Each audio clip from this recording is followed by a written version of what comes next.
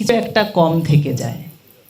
তো তার নামে যখন জয়ধ্বনি দেয়া হয় তখন পাঠের মধ্যে যত বাধাবিঘ্ন আসার জন্য কলি বিভিন্নভাবে, কালকে আমি তো গতকালকেই এসেছিলাম, আপনারা হয়তো বা অনেকে দেখেছেন, পাঠের মধ্যে অনেক সময় বাচ্চারা পিছনে করছিল না, ব্যাসপিঠে যেয়েছিল সেও বারবার রেগে যাচ্ছিল বিষয়টা দেখে।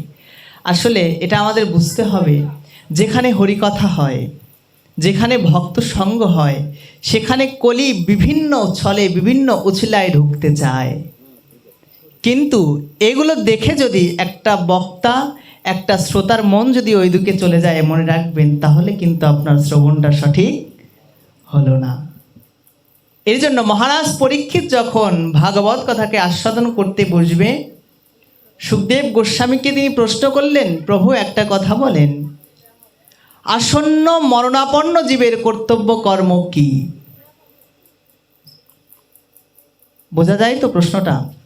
বলছে যাদের মৃত্যু আসন্ন তাদের কর্তব্য বা তাদের করণীয় কর্মটা কি?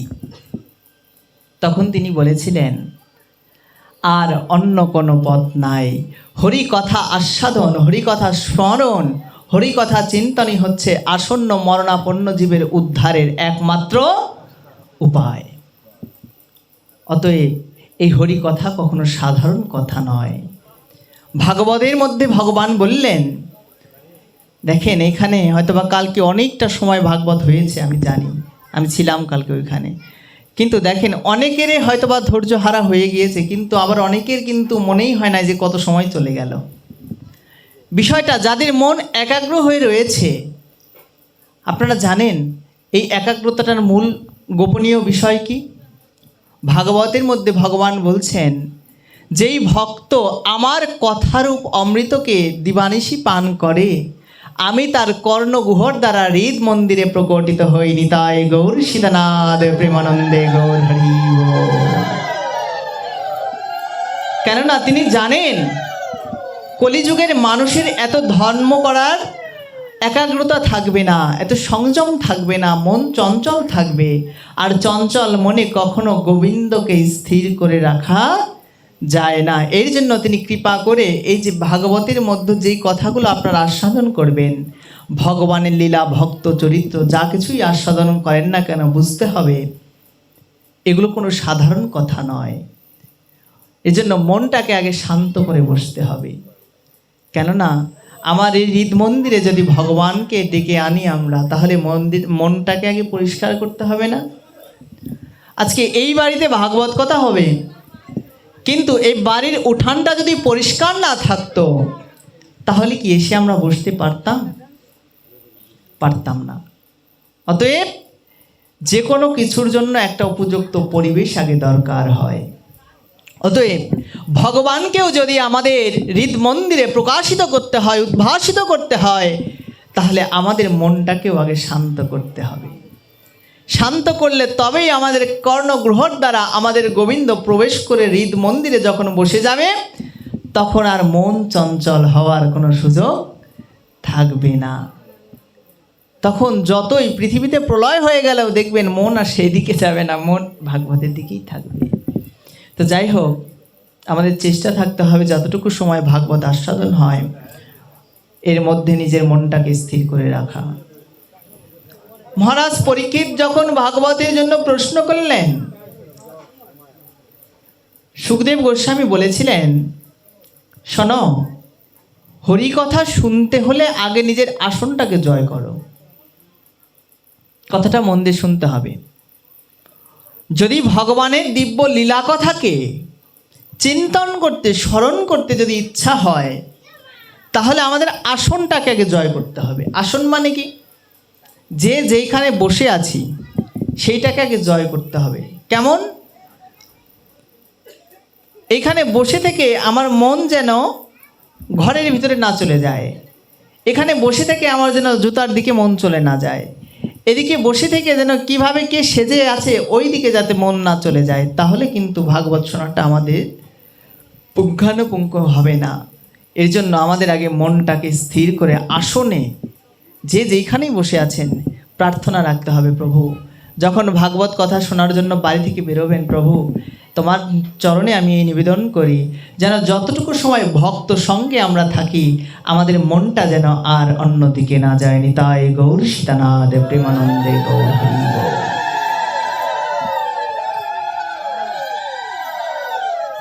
এটা হচ্ছে প্রাথমিক পর্যায়। তো আপনারা অত্যন্ত ভাগ্যবান বা ভাগ্যবতী জীব। কেন? আমি যখন প্রথম এসেছিলাম তখন ভাগবতের পরিচয় নিয়ে অনেক বিস্তারে বর্ণনা করেছিলাম। তো আমরা এসেছি নতুন নতুন কথা শুনতে। তো তৎপশ্চাৎ একটু মনে করিয়ে দেই, কলিযুগের মধ্যে ভগবান শ্রীকৃষ্ণ এবং ভাগবত দুটো এক ও অভিন্ন তত্ত্ব, এর মধ্যে কোনো পার্থক্য নাই। যদি কোনো ভক্ত কোনো কিছু নাও করতে পারে, কোনো ধর্ম আচরণ যদি নাও করতে পারে, একটা পাপীও যে সারা জীবন কোনো পুণ্যও করে নাই, সেই পাপীও যদি নিজেকে শুধরাতে চায়, সে যদি ভাগবতের চরণে এসে বসে প্রতিনিয়ত ভাগবত কথাকে আস্বাদন করে, ভাগবত কথাকে যদি শুনতে থাকে, ভাগবত ভগবান কৃপা করে তার জীবনের পরিবর্তন ঘটিয়ে অনাদির আদি গোবিন্দের ধামের যাত্রী করে দেয় তাকে। অতএব ভাগবত কোনো সাধারণ গ্রন্থ নয়। ভাগবত এসেছেই আমাদের মতো কলির দ্বারস্থ জীবের পরিত্রাতা হয়ে। ভাগবত এসেছেই তার অভিনব সন্দেশ নিয়ে যে, ওহে কলিজীব, একটিবার আমার দিব্য কথাকে ধরো। গতকালকে পাঠক মহারাজও বলেছিলেন যে তোমরা ভগবানকে কি ডাকবে, তোমার সাধ্য নাই সেই ভগবানকে ডাকবার। অতএব একটিবার তাকিয়ে দেখো, ভগবান তোমাদের গৃহ মন্দিরে নিজে নিজে হেঁটে হেঁটে আসছে। বলছে তোমরা যে মন্দিরের বিগ্রহ দেখো, সেই বিগ্রহের কাছে আমাদের হেঁটে যেতে হয়, তাই না? না গেলে আমরা পূজা দিতে পারি না। কিন্তু ভাগবত এত মধুর থেকেও মধুরতম, এর মাহাত্ম্য এতটা যা কখনো বলে শেষ করা যাবে না। যেই ভগবান কৃপা করার জন্য নিজে চলে আসে। নিতাই গৌর সীতানাথ প্রেমানন্দে গৌর হরি বল। দেখেছেন এসেছে না? আপনাদের বিভিন্ন পাঠক মহারাজকে আপনারা নিমন্ত্রণ করেছেন, তার যেখানে নিবাস স্থান বা তার মন্দির থেকে সে ভাগবত ভগবানকে নিয়ে চলে আসছে। ভাগবত এসেছে কেন? আপনাদের আমাদের মতো কলির জীবকে উদ্ধার করার জন্য। তারপরেও যদি আমরা তার মাহাত্ম্যকে না বুঝি, তারপরেও যদি ভাগবত কথার মূল্যকে আমরা না বুঝি, আমাদের মতো পতিত জীব আর জগৎ সংসারে কেউকে খুঁজে পাওয়া যাবে না। অতএব ভাগবত কোনো সাধারণ নয়। এই জন্য চেষ্টা রাখতে হবে। যেমন ভগবানের কাছে গেলে পরে মনটা আর অন্যদিকে নিলে হয় না। যেমন পূজার মধ্যে যখন আপনারা অঞ্জলি দেন মায়ের পায়ে, বাবার পায়ে, হয়তো বা কালকে আপনারা অঞ্জলি দিবেন, মনটা তার চরণে থাকতে হবে। ঠিক তদ্রূপ আমাদেরও চিন্তা চেতনা থাকতে হবে যেন মনটা এখানেই এতটুকু সময় থাকে। তা আপনারা প্রত্যেকেই ধন্য জীব যে আপনারা বাবা লোকনাথের কৃপাতে এই 3 দিন ব্যাপী ভাগবতের সমাগম করতে পেরেছেন, ভাগবত ভগবানের কৃপা প্রাপ্ত হতে পেরেছেন। দেখেন, যার নিমিত্তে কালকে অনুষ্ঠান, সেই লোকনাথ ব্রহ্মচারী, তিনি মানবকুলে এসেও মহামানব হয়েছিলেন। কেন? সাধনার দ্বারা। তাই তো লোকনাথ ব্রহ্মচারীও তো আপনার আমার মায়ের গর্ভেই তো এসেছিলেন। কিন্তু তিনি আজকে মহামানব বা বাকসিদ্ধ হলেন কেন? তাকে শিবকল্প মহাযোগী বলা হয়। কেন বলা হয়? কেননা তার তপস্যার জন্য। আপনারা হয়তোবা জানেন, যখন লোকনাথ ব্রহ্মচারী তপস্যা করার জন্য আপনার কৈলাসের দিকে যাত্রা করেছিল, তার সঙ্গে তার এক বন্ধু গিয়েছিল, নাম ছিল বেণী মাধব। সেই বেণী মাধবের কিন্তু সিদ্ধি প্রাপ্ত করতে পারে নাই। তিনি সাধনায় স্থির হতে পেরেছিলেন না, তার সাধনা ভেঙে গিয়েছিল। কিন্তু লোকনাথ ব্রহ্মচারী তিনি সাধনায় সিদ্ধি লাভ করেছিলেন। দেখেন বন্ধু প্রীতি কেমন। তিনি তার বন্ধুর জন্য নিজের গৃহ ত্যাগ করে দিলেন, যে আমার যেখানে লোকনাথ থাকবে না সেখানে আমি থাকবো না, যদি যেতেই হয় সেই লোকনাথের সঙ্গে আমি সন্ন্যাস নেব। চলে গেলেন, কিন্তু তারপরেও তিনি সিদ্ধি লাভ করতে পেরেছিলেন না। লোকনাথ ব্রহ্মচারী বলেছিলেন, তুমি চিন্তা করো না, আমি আছি। তদ্রূপ এই কথাটা কেন বলা হলো? জগৎ সংসারে আমাদের বন্ধু বান্ধবের প্রয়োজন আছে, কিন্তু সেই বন্ধুই আসল বন্ধু যে আমাদের বিপদে হাত না ছেড়ে চলে যায়, যে আপনার আমার বিপদে পাশে থাকে, যে আপনার আমার জন্য সমস্ত কামনা বাসনাকে ত্যাগ করে চলে যেতে পারে, সেই তো প্রকৃত বন্ধু। তো দেখেন, আজকে লোকনাথ ব্রহ্মচারী জগতে প্রচারিত হলেন তার তপবলের জন্য। তা না হলে আমরা কেউ তাকে চিনতাম না, কেউ তাকে বুঝতাম না। অতএব তপস্যা যদি থাকে তাহলে সংসার আমাদের পিছিয়ে রাখতে পারবে না। আর লোকনাথ ব্রহ্মচারী তপস্যা করেছিলেন, তিনি যদি ভাবতেন যে এই তপস্যার দ্বারা আমি স্বর্গে চলে যাব, আমার আর এই লোকালয়ে ফেরার কোনো দরকার নাই, ভাবতে পারতেন না বাবা। কিন্তু তিনি কি করেছিলেন? তাই তিনি তার সাধনায় সিদ্ধি লাভ করার পরে বঙ্গদেশে চলে এসেছিলেন। আপনারা জানেন বারোদিধাম লোকনাথ ব্রহ্মচারী, তাই না? কেন আসলেন? বলছে জগতের দুঃখকে লাঘব করার জন্য, জগতের মানুষের হিত করার জন্য, জগতের মানুষের মধ্যে মনুষ্যত্ববোধ জাগানোর জন্য। কিন্তু আমরা সেগুলোকে কেউ অনুধাবন করি না। জ্যৈষ্ঠ মাসের অমুক দিনে 19 তারিখে লোকনাথ পুজো, তাই যাই লোকনাথের কাছে অঞ্জলি দিতে, কিন্তু তার জীবন থেকে কেউ আমরা শিক্ষা গ্রহণ করি না। তার সাধন জীবন থেকে, তার ভজন জীবন থেকে আমরা কেউ শিক্ষা গ্রহণ করি না। যদি করতাম, আজকে সমাজে এত মারামারি, হানাহানি, হিংসা বিবাদ আজকে সমাজে থাকতো না। থাকতো কি মা? দেখেন তো, তাকে কত ব্রাহ্মণরা কত কথা বলেছে, তিনি কি কোনো প্রতিবাদ করেছে? কাউকে অভিশাপ দিয়েছে? শুধু লোকনাথ ব্রহ্মচারী নয়, আপনারা অত্যন্ত ধন্যাদের ধন্য জীব।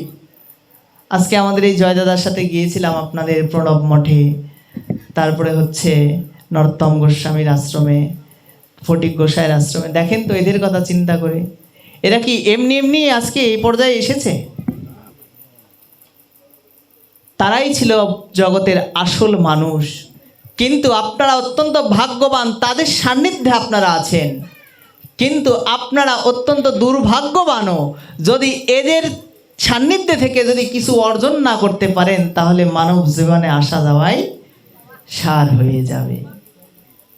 অতএব এদের থেকে, এদের আদর্শটাকে ধারণ করতে হবে। মহাপুরুষকে শুধু ফুল বেল পাতা দিয়ে রাখলে পরেই হয় না মা। যে তার আদর্শটাকে ধারণ করতে পারে, ওটাই হচ্ছে তার আসল পূজা।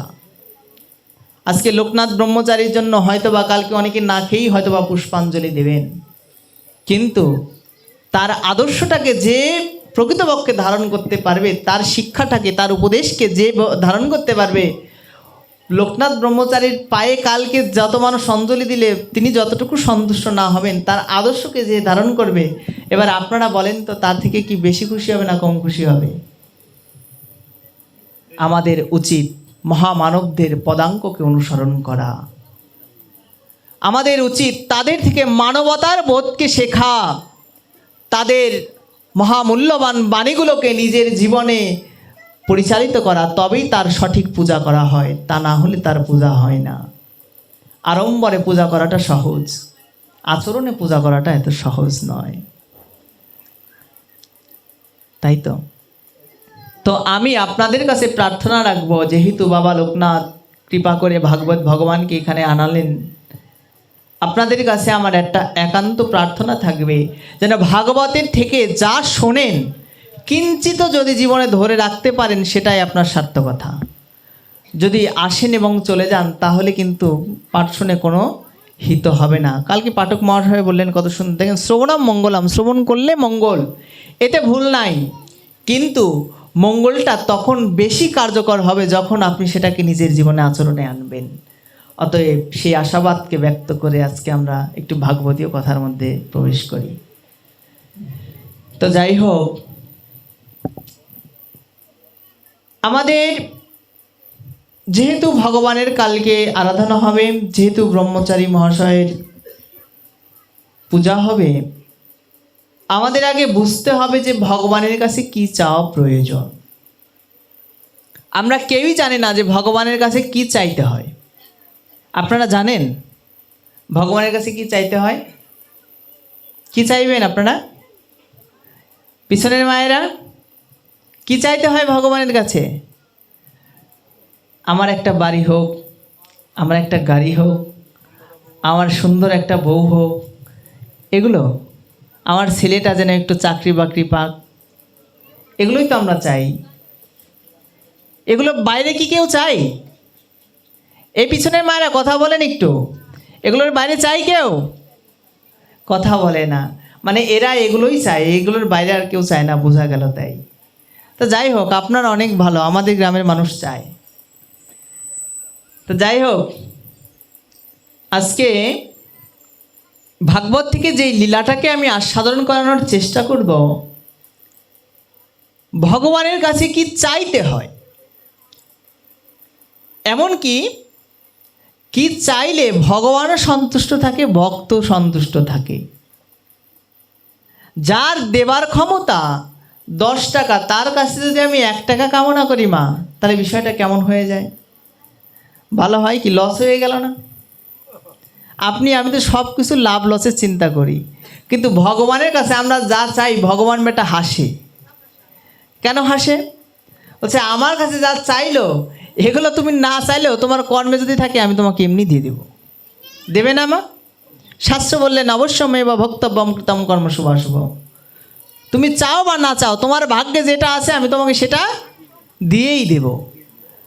আর এইবার তার কাছে যদি তুমি বলো আমি 10 টাকা চাই না, আমি 1 টাকা নিয়েই থাকতে পছন্দ করি, তো ভগবান বেটা আরও হাসে, কি ব্যাপার, আমি যাকে এত দিতে পারি সে আমার কাছে এতটুকু চাইলো, বিষয়টা কেমন হয়ে গেল না? তো আজকে আমরা এই লীলার মধ্য দিয়ে, যেহেতু কালকে চাওয়া পাওয়ার একটা ঝড় বয়ে যাবে বাবা লোকনাথের কাছে, তাই না?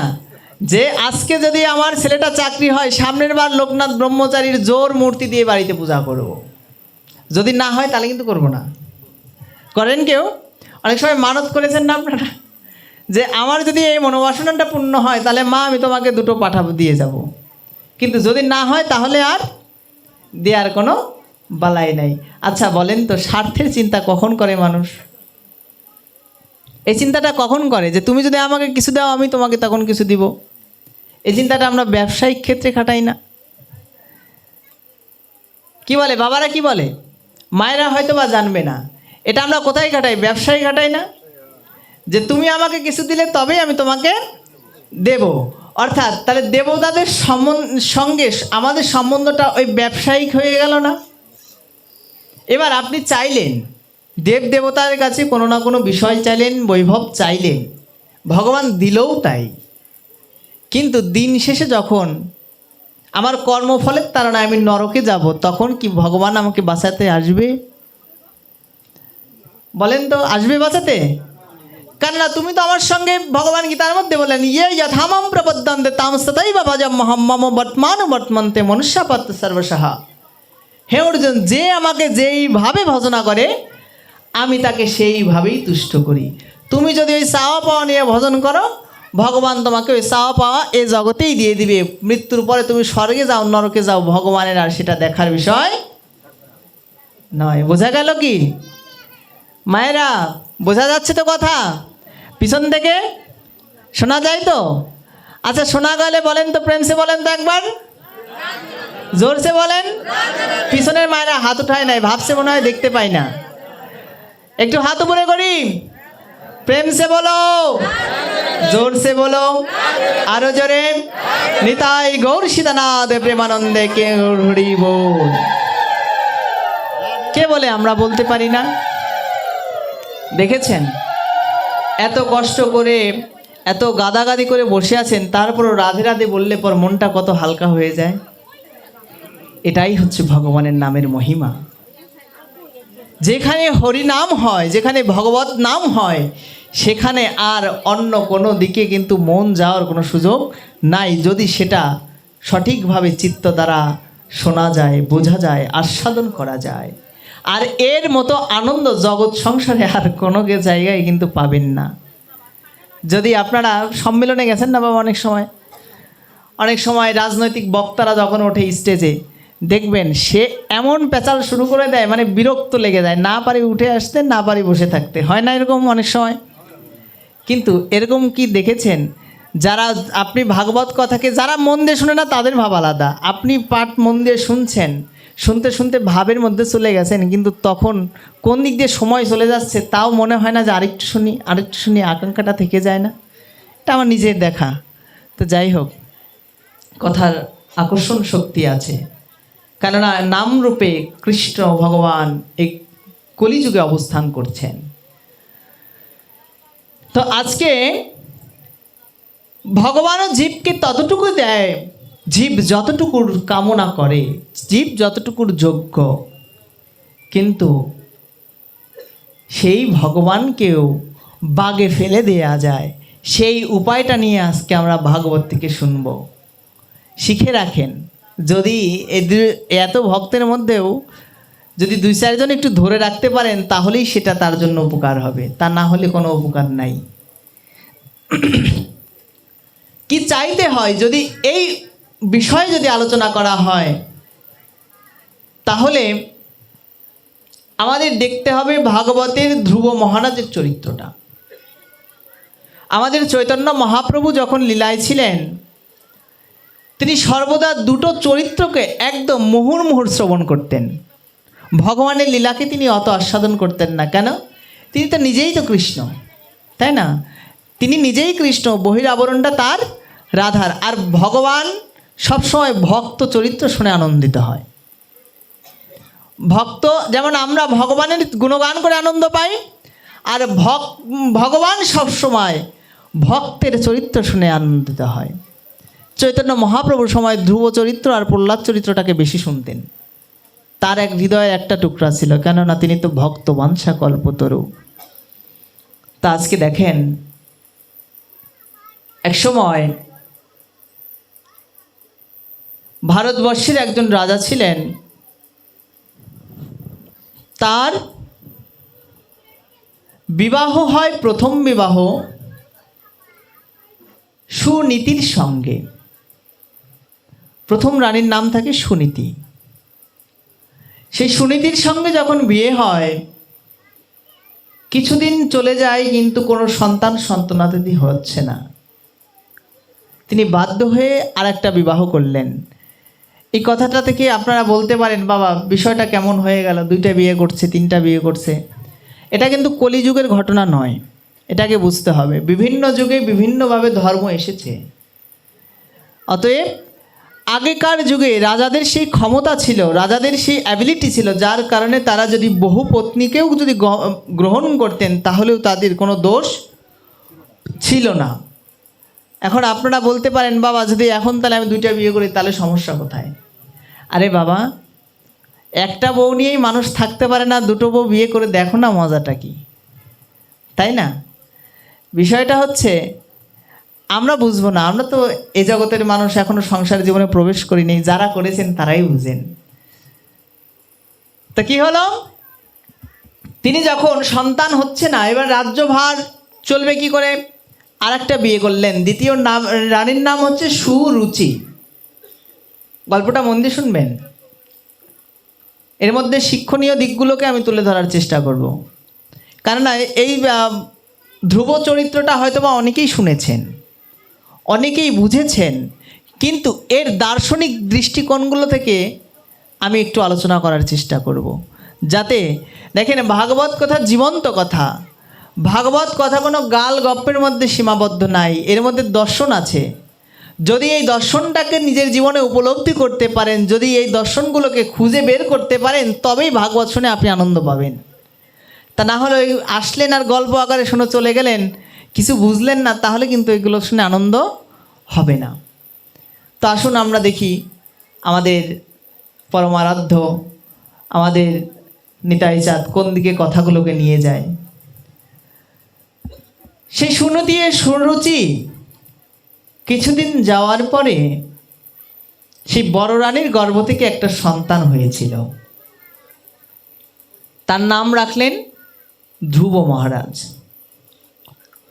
আর এবার ছোট রানী চিন্তা করলেন, হায় হায়, যদি বড় রানীর সন্তান যদি সব কিছু পাওয়া যায় তাহলে তো আমার দাম থাকবে, আমার যদি কোনো সন্তান না হয় তাহলে আমার দাম কোনো থাকবে না, যেমনটি আমরা রামায়ণের মধ্যে দেখতে পাই।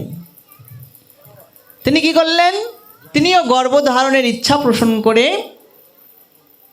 তার গর্ভের থেকে একটা সন্তানকে জন্ম দিলেন। তার নাম রাখা হলো উত্তম। মা, পিছন থেকে কথাগুলো বোঝা যায় তো? না বোঝা গেলে বলবেন, আমি ছোট মানুষ, আপনাদের বোঝানোর মতো শক্তি আমার নাই, যদি তারপরেও একটু চেষ্টা করে যতটুকু হয় আর কি। তা এইভাবে কিছুদিন যাওয়ার পরে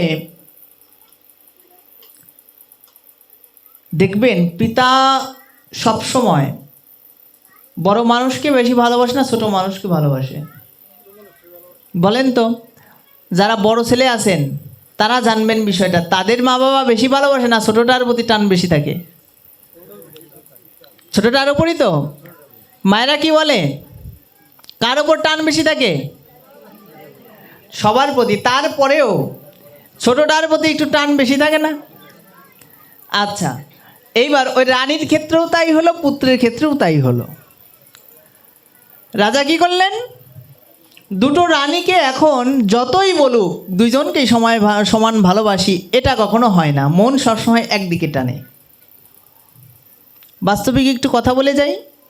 দেখেন, আপনারা যখন ছোট থাকেন মা বাবার প্রতি মন থাকে না? মা বাবা যদি একদিন আপনাকে কাছ থেকে দূরে রাখে আপনার মন খারাপ হয় না, রাগ হয় না? কিন্তু দেখেন, সেই মা বাবাকে আপনি যেদিন স্বামীর হাত ধরে চলে আসলেন সেই দিনই ত্যাগ করে দিয়ে চলে আসলেন। বিশেষ করে মায়েরা এটা বুঝবে এই যন্ত্রণাটা। এবার সে মা বাবার প্রতি আরও এরকম কিন্তু টান থাকলো না। থাকলো কি? যদি থাকতো আসতে কি পারতেন আপনারা? আসার পরে কি হলো, এবার স্বামীর প্রতি টান তৈরি হয়ে গেল। মা বাবাকে 2 বছরও ছেড়ে থাকা যায়, কিন্তু 2 দিন স্বামী বাইরে না থাকলে লেগে যায় দা বটিতে। হ্যাঁ, বিয়ে করে এনেছো এইগুলো করার জন্য? আমি শুধু সংসার করে করে খেটে খেটে মরবো, তোমার সাথে দুটো ভালো কথাও বলার সুযোগ পাই না, কেমন স্বামী তুমি? মা, এটা সংসারের বাস্তবিক ঘটনা না? তো তারপরে দেখা যায় যখন একটা পুত্র চলে আসে বা একটা কন্যা চলে আসে, বলেন তো স্বামীর প্রতি ভালোবাসাটা তদ্রূপ থাকে না একটু হলেও কমে? মায়েরা, পিছনের মায়েরা কোনো কথাই বলছে না, আমি বুঝতে পারছি না, মনে হয় তাদের ভালো লাগছে না। সাউন্ড যায় না? যায়, বোঝা যাচ্ছে না? ঘুম চলে এসেছে? ঘুম তাড়ানোর ওষুধ কিন্তু আমার কাছে আছে। দেখবেন কিভাবে, প্রেম সে বলো, জোর সে বলো, আরো জোরে, আরো জোরে। নিতাই গৌর সীতানাথ প্রেমানন্দে গৌর হরি বল। পাঠের মধ্যে 2 জন ব্যক্তিকে নিমন্ত্রণ না দিলেও বেহায়ের মতো চলে আসে, জানেন কারা? তাদের নিমন্ত্রণ করতে হয় না, এখানে আপনারা এসেছেন নিমন্ত্রণ করেছে গ্রামে, কালকে অমুক জায়গায় পাঠ হবে আপনারা যাবেন। কিন্তু পাঠের মধ্যে এরকম 2 জন বেহায়া এবং নির্লজ্জ দুটো ব্যক্তি আছে যাকে নিমন্ত্রণ না করলেও চলে আসে। আপনারা কি জানেন কে? যে আলস্য এবং নিদ্রা।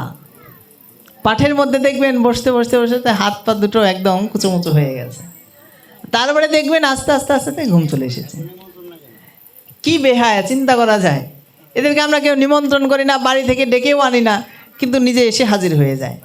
তা এদের দুজনকে ঠিক করার জন্য, এদের দুজনকে তাড়ানোর জন্য ভাগবত বলেছেন মাঝে মধ্যে একটু শঙ্খধ্বনি, একটু অনুধ্বনি, একটু হরিধ্বনি, একটু নামের ধ্বনি দিতে হয়। তাহলে কি হয়, ওই বেহায়া দুটো নিজের পথ ছেড়ে পালায়। তো বলা যাবে তো? পিছনের মায়েরা বলেন, এবার বাবারা চুপ থাকেন, দেখি শোনা যায় কি না। বলেন, বলা যাবে তো? প্রেম সে বলেন তো একবার, জোর সে বলেন তো, আরো জোরে। নিতাই গৌর সীতানাথ প্রেমানন্দে গৌর হরি বল। তো তারপরে যখন সেই ছোট রানীর প্রতি মোহটা তার জন্মে যাচ্ছে, বড় রানীর প্রতি একটু অবহেলা তৈরি হয়ে গেল। বড় রানী তো বুঝতে পারে বাবা কাকে কখন ভালোবাসা যায় কখন না যায়, মানুষ তো বুঝতে পারে। এখন আমি আসলাম আপনাদের গ্রামে, কেউ কে হাসি মুখে ঘরের মধ্যে ডেকে নিল, আর কে মানে দায় ঠেকা কাজ সারলো, সেটা তো এসেই তো বোঝা যায়, তাই না? তার মানে আপনাদের বলছি তা নয়, অন্যান্য জায়গার মানুষদের কথা বললাম। তো দেখেন, আজকে সেই যখন এই ভালোবাসার তারতম্য হয়, বড় রানী সুনীতি তিনি একটু দূরে দূরে থাকেন, কাছে কাছে যায় না, কেননা স্বামী তো আমাকে এখন আর অতটা ভালোবাসে না।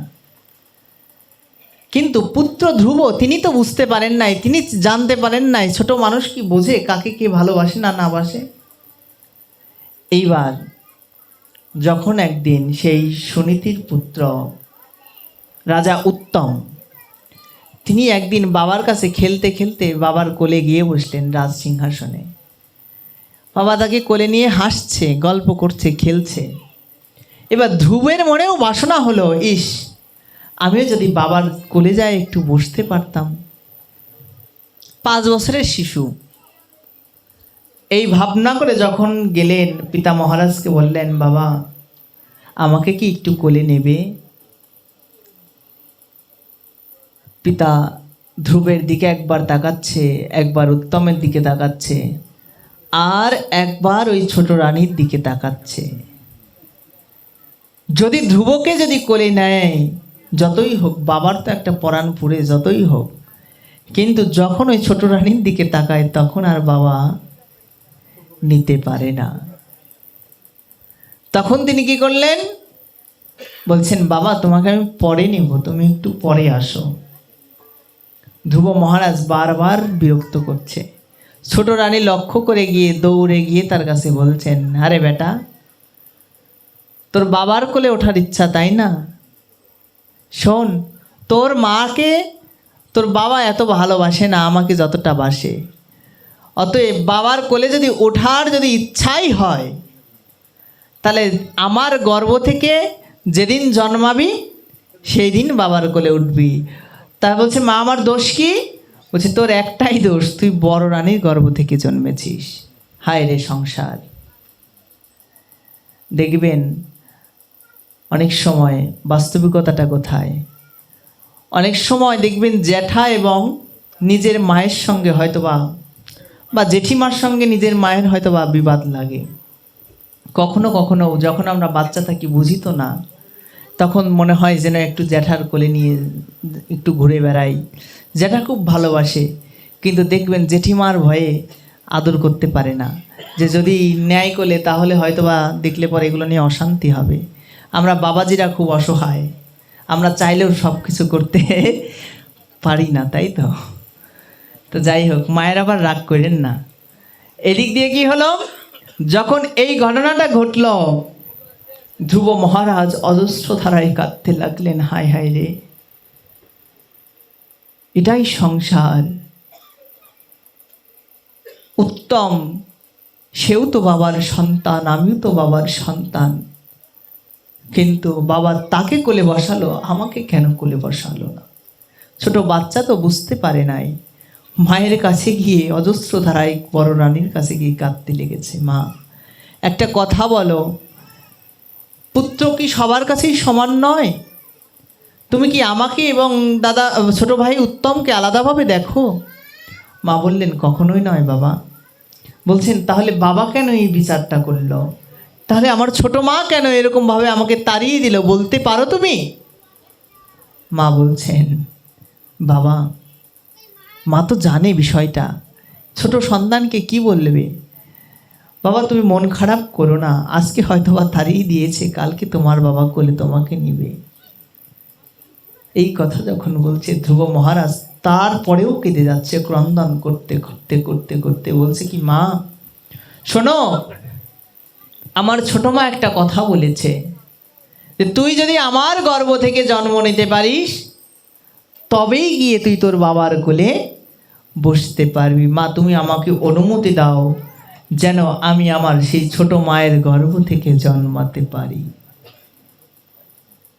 আমার মা বুকে আঁচল দিয়ে, মুখে আঁচল দিয়ে ক্রন্দন করছেন, হায় রে, আমি কেমন হতভাগা মা, আমি তোকে একটু সুখ দিতেও পারলাম না।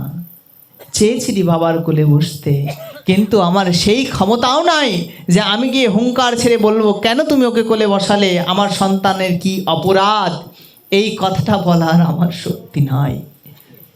এই কথা বলে যখন আমার সেই সুনীতি দেবী কাঁদছে। সুনীতি মানে কি জানেন? যার নীতি সত্য। সুনীতি নামের অর্থ কি মা? যার নীতি আছে সেই ধ্রুবকে জন্ম দিতে পারে, যার নীতি নাই সে শত চেষ্টা করলেও ধ্রুবের মতো পুত্র তারা জীবনেও আনতে পারবে না। আর বললেন সুরুচি, যদি তোমার সুরুচি না থাকে, ছোট রানীর নাম কি সুরুচি, গোবিন্দ কথায় যদি তোমার রুচি না থাকে তাহলে ওই রকম শেষ পর্যন্ত অবহেলায় তোমার জীবন চলে যাবে। প্রাথমিক পর্যায়ে হয়তোবা তোমাকে নিয়ে সবাই মাতামাতি করে, সবাই হয়তোবা ভালোবাসে, কিন্তু দিন শেষে যেই পরিণাম ভোগ করতে হবে সেই পরিণাম তোমার জানা নাই। এই জন্য আমাদের সুনীতিটাও প্রয়োজন, সুরুচিটাও প্রয়োজন। কোন কথায় রুচি? অন্যের অকথা কুকথায় নয়, হরিকথায় রুচি আনাটা আমাদের দরকার। তো আজকে কি হলো? সেই ধ্রুব মহারাজ যখন অজস্র ধারায় কাঁদলেন, মা তুমি আমাকে একটা উপায় বলো মা, যেন আমি আমার ছোট মায়ের গর্ভ থেকে জন্মাতে পারি। এই কথা যখন বললেন, আসলে মা সব কিছু সহ্য করতে পারে, সন্তানের কান্না কখনো মা সহ্য করতে পারে না। পারে কি? ছেলে শত অন্যায় করুক, সেতে শত অবিচার করুক, কিন্তু দিন শেষে যখন মাকে জাপটে ধরে, যখন ক্রন্দন করে, মা কিন্তু তাকে শাসন করতে পারে না। যেমনটি আমার মা যশোদা বৃন্দাবন লীলায় ব্রজলীলায় করেছিলেন। কানাইয়ের নামে কত মানুষ নালিশ করে যাচ্ছে, কত কিছু করে যাচ্ছে, কিন্তু মায়ের কাছে যখন কানাই ধরা পড়ছে মা সব ভুলে যায়। গোবিন্দের এই রূপ মাধুর্যকে দেখে, তার বদনকে দেখে মা সমস্ত কিছুকে ভুলে যায়, তার কিছুই মনে থাকে না, কে নালিশ করলো আর কে না করলো। তদ্রূপ হচ্ছে বাৎসল্য ভাব। তো যাই হোক, এইভাবে যখন ক্রন্দন করছে, ক্রন্দন করতে করতে করতে করতে মা বললেন, মা তুমি আমাকে একটা উপায় বলো যাতে আমি আমার ছোট মায়ের গর্ভ থেকে জন্মাতে পারি। এই কথা যখন বললেন, মা বললেন, শোনো তুমি চাইলেই তো হবে না বাবা, এর জন্য সাধনা করতে হবে।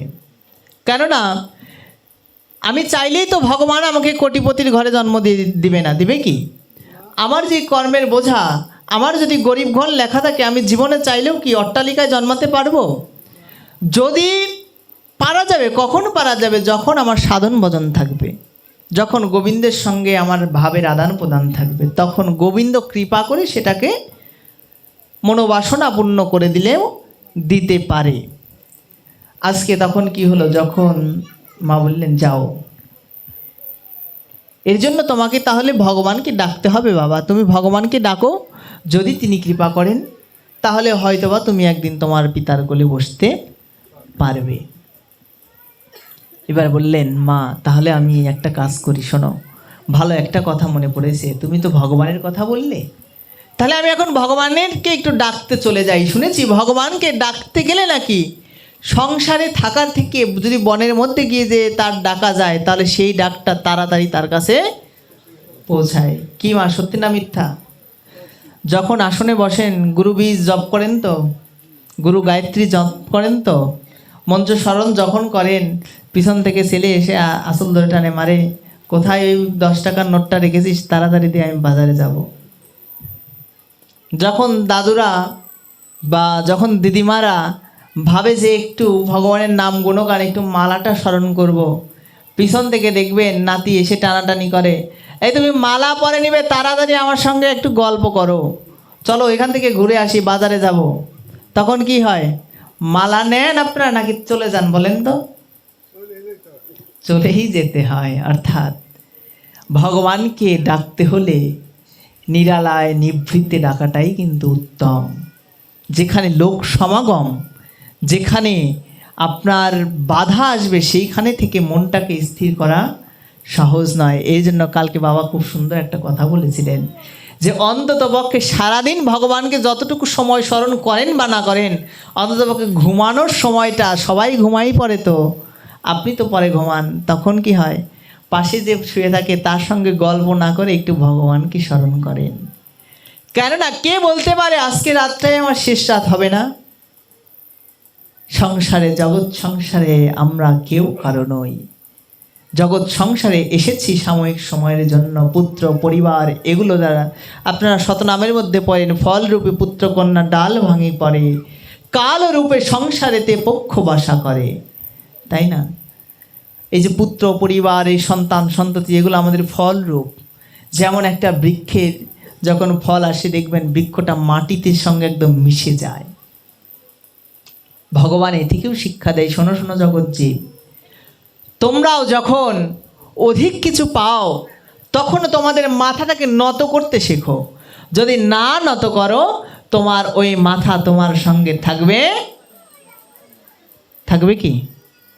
যখন আমাদের অহংকার বেড়ে যায় তখন আমাদের সব ছেড়ে চলে যায় না? গ্রামের মানুষের সঙ্গে ভালোবাসা, এতদিনের সম্পর্ক, বিপদে আপদে পাশে এসেছে, যখন দেখবেন অহংকার হয়ে যায়, টাকা পয়সা হয়ে যায়, মতিগতি অন্যরকম হয়ে যায়, আপনার সঙ্গে কি কেউ মিশতে চায়? মিশবে? আচ্ছা, দিন তো সবার সমান যায় না। আজকে আপনার অর্থ সম্পদ, প্রাসাদ, প্রাচুর্য আছে, কালকে যে কোনো বিপদ হবে না, একথা আপনারা বলতে পারেন? বিপদের সময় আপনার কে এসে পাশে দাঁড়াবে? ছেলে হয়তোবা, আমি জানতে পারলাম এই গ্রামের অনেক মানুষ হয়তোবা বিদেশে আছে। তা এইখানে যারা বিদেশে আছে, বিদেশ থেকে সন্তান চাইলেই কি এসে আপনাকে একটা উপকার করতে পারবে? আপনার বিপদ আপদে পাশে থাকবে কারা?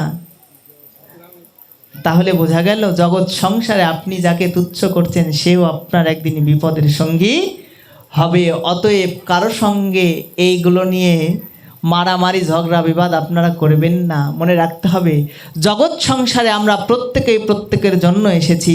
জগৎ সংসারে এসে যদি আমরা রক্ত মাংসের শরীর নিয়ে যদি নিজেকে মানুষ বলে জাহির করি, সেটা কিন্তু কখনোই মনুষ্যত্বকে প্রকাশ করে না। রক্ত মাংসে যিনি চুরি করে, যিনি ডাকাতি করে, সেও মানুষ। যিনি ডাক্তার, অস্ত্রোপচার করে জীবন বাঁচায়, তিনিও মানুষ। কিন্তু দুটোকে যদি এক করে ফেলেন তাহলে কিন্তু আপনার মানুষ চেনা হবে না। অতএব রক্ত মাংসে শুধু দেহ গড়া থাকলেই মানুষ কখনো হওয়া যায় না। মানুষ হতে গেলে আগে আমাদের মনুষ্যত্বটাকে প্রয়োজন, যেটা আমাদের কাছ থেকে দিন দিন লুপ্ত হয়ে যাচ্ছে, হারিয়ে যাচ্ছে। আর একটা গোপন কথা শুনে রাখেন, ব্যাসপীঠ থেকে বলা ঠিক হবে কিনা জানি না, যতদিন পর্যন্ত আমরা মানুষ না হতে পারবো ততদিন পর্যন্ত ভগবত সেবায় আমরা লাগতে পারবো না। যে যত জপ করি, যে যত তপ করি, যে যা কিছুই করি না কেন, যদি আমার মনটা যদি সরল না হয়, মনটার মধ্যে যদি অহংকার থাকে, মনটা যদি সরল না হয়, গোবিন্দ আপনাকে জীবনেও কৃপা করবে না। খাতা কলমে লিখে রাখেন।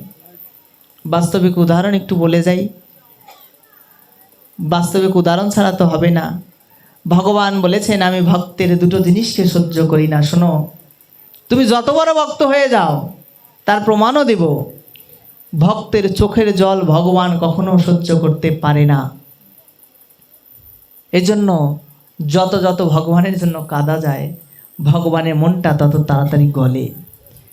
আর একটা জিনিস সহ্য করতে পারে না, সেটা হচ্ছে ভক্তের মনের অহংকার।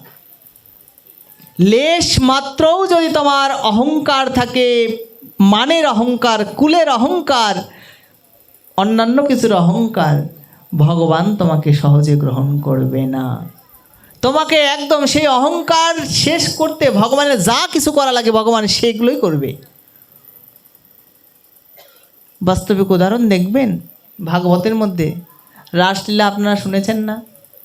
রাসলীলার মধ্যে একসময় গোপিনীরাও ভেবেছিলেন যে দেখো, সর্বশ্রেষ্ঠ নায়ক যিনি, যিনি বিশ্ব ব্রহ্মাণ্ডকে নাচায়, সেই ভগবানকে আমরা নাচাচ্ছি। ভগবান দেখলেন অহংকার চলে এসেছে, অন্তর্ধান হয়ে চলে গেলেন। জানেন আপনারা এই ঘটনা? আপনারা তো অনেক সময় কবি গানে বা অন্যান্য জায়গায় রাসলীলা দেখেন, রাসলীলা আস্বাদন করেন। রাসে শুধু আনন্দ তাই নয়, রাসে বিরহও আছে। কিন্তু এগুলো সময় সাপেক্ষ ব্যাপারের কারণে এত ডিটেলসে তারা আলোচনা করে না। এখন তো সব কিছু শর্টকাটের যুগ, সংক্ষেপে সব কিছু শেষ করে চলে যায়। কিন্তু এগুলোর গভীরতায় ঢুকতে হবে। সবাই যেটা জানে সেটা তো সবাই জানে, যেটা মানুষ জানে না আমি মনে করি সেই সত্যটাকে আগে ভক্তদের জানানো উচিত। তাহলে কি হয়? সমস্ত কিছু পরিপূর্ণ হয়। তা না হলে ভাবধারাটা বোঝা যাবে না। আমি বললাম এইখান থেকে আপনি কুনিয়া বাজারে যান, কিন্তু আপনি যদি নাই জানেন কেন যাব, কিসের জন্য যাব, আপনি আমাকে যে একটা গালি দিবেন না। দেখো শুধু শুধু পাঠাইলো, কিসের জন্য পাঠাইলো সেই কথাই বলে দেয় নাই। তদ্রূপ শাস্ত্র কথাকে পুঙ্খানুপুঙ্খ জানার চেষ্টা রাখতে হবে। সেইখানে ভগবান গোবিন্দ তাদেরকে ত্যাগ করে চলে গিয়েছিলেন। সেইখানে যখন ব্রজগোবিনীরা বুঝতে পেরেছিল যে আমাদের অহংকারের কারণে আমরা আজকে গোবিন্দকে হারিয়ে ফেলেছি, সেইখানে প্রজঙ্গনারা অজস্র ধারায় কেঁদেছিলেন, হা প্রাণনাথ, হা হে প্রাণনাথ, আমরা আমাদের ভুলটাকে বুঝতে পেরেছি, প্রভু তুমি কৃপা করে দর্শন দাও। যখন অজস্র ধারায় কেঁদেছিলেন, ভগবান তখন প্রকট হয়েছিলেন। এইখান থেকে জগৎবাসীকে তিনি শিক্ষা দিলেন, তুমি যত বড় মঠ মন্দিরের প্রতিষ্ঠাতা হও না কেন, যত বড় সাধুগুরু বৈষ্ণব হও না কেন, তোমার মধ্য থেকে যদি অহংকার না যায়, গোবিন্দ তোমাকে ছেড়ে চলে যাবে। এইবার এই অহংকারটাকে নাশ করার জন্য এই সাধুগুরু বৈষ্ণবের চাঁদের হাট ভগবান বসিয়ে দিয়ে গিয়েছেন। নিতাই গৌর শিরানাথ প্রেমানন্দে গৌর হরি বল। কেন? কালকে পাঠের মধ্যে উনি খুব সুন্দর একটা কথা বলেছিলেন, সাধুসঙ্গ সাধুসঙ্গ সর্বশাস্ত্রে কয়, লবমাত্র সাধুসঙ্গ কৃষ্ণ ভক্তি প্রেম হয়। কেন বললেন কথাটা? এইখানে কে আমরা ব্রাহ্মণ, কে আমরা বৈষ্ণব, কে আমরা ক্ষত্রিয়, কে আমরা শূদ্র, এই জাতপাতের কি বিচার আছে? আপনারা যারা বসে আছেন এখানে, আমরা সবাই জীব নিত্য কৃষ্ণ দাস, সবাই আমরা সমান। অতএব গৌরাঙ্গ মহাপ্রভু কেন এই সমাগমটা করিয়ে গেলেন জানেন? আমাদের ভিতর থেকে অহংকার নাশ করার জন্য। এর জন্য যদি এই অহংকার তো এমনি এমনি নাশ হবে না, এর জন্য সাধুসঙ্গের একটা প্রভাব কাজ করে। আস্তে আস্তে দর্শন করতে করতে মনে রাখেন, আপনার পাশে যে বসা থাকে সেও যদি আপনার চরম শত্রু থাকে, ভক্ত সঙ্গে এসে যদি তার একটু চরণধুলি যদি নিজের মস্তকে ধারণ করেন, সে কি আপনাকে কখনো অভিশাপ দেয়? কারো ক্ষমতা আছে, কারো সাহস আছে এখানে বসে কাউকে অভিশাপ দেওয়ার? তাহলে একবার দেখেন ভক্ত সঙ্গের কি প্রভাব। এই সঙ্গ করতে করতে করতে করতে মনের কালিমা এক সময় লুপ্ত হবে। এই জন্য ভগবান সিস্টেমের মধ্য দিয়ে সমস্ত কিছু প্রকট করে গেলেন জগতে। তো যাই হোক, তো হরিকথা অনন্ত, এক কথায় ঢুকলে অন্য কথায় কোথা থেকে কোথায় চলে যায়। তো যাই হোক, বিষয়টা হচ্ছে যখন সুনীতির গর্ভ থেকে যখন এই কথা হলো, ধ্রুব মহারাজ বললেন, মা আমি সাধনা করতে চাই। কার? ওই ভগবানের সাধনা করব। তাহলে কি হবে? ভগবান প্রসন্ন হয়ে আমাকে আশীর্বাদ প্রদান করবে, আমি আমার ছোট মায়ের গর্ভ থেকে জন্ম নেব। এইবার কোনো 5 বছরের বাচ্চা যদি এই কথা বলে, আপনি আমি কি তাকে সহসায় কি যেতে দেব? বলবো না পাগল, ছোট বাচ্চা বোঝে না। কিন্তু ধ্রুব মহারাজের এমন শক্তি, এমন মানে মনের উৎকণ্ঠা তৈরি হয়েছে, মাও আর তাকে কোনোভাবেই বুঝিয়ে রাখতে পারছে না। মাকে বললেন, মা তুমি আমাকে অনুমতি প্রদান করো, যেন আমি যেই যুদ্ধে যাচ্ছি সেই যুদ্ধে যেন বিজয়ী হয়ে আসতে পারি। এখানেও একটা শিক্ষা আছে। যদি কখনো সন্তান ধর্মকর্ম করতে চায়, যদি কোনো সন্তান একাদশী ব্রত করতে চায়, যদি কোনো সন্তান ভাগবত পাঠে আসতে চায়, মনে রাখবেন নিজে জায়গা ছেড়ে তাকে বসতে দেবেন। এটা আদর্শ। যদি না করতে পারেন, আপনার ভাগবত শোনা হলো না। কেননা আপনি যাকে জায়গা করে দিচ্ছেন, ভাবটা এরকমভাবে রাখতে হবে, বাবা আমার দ্বারা তো হলো না, যদি তুমি কিছু পাও তুমি আমাকে একটু অংশীদারি করো। আজকে শাস্ত্র এই কথাও বললেন, শুধু জন্ম দিলেই মা বাবা হওয়া যায় না। শুধু জন্ম দিলেই মা বাবা হওয়া যায় না, শুধু কানে মন্ত্র দিলেই কখনো গুরু হওয়া যায় না। যদি সে আমাদের ভগবতমুখী না করে, সে যদি আমাদের ভগবত উপাসনা না শেখায়, তাহলে একটা মা বাবা কখনো আদর্শ মা বাবা হতে পারে না।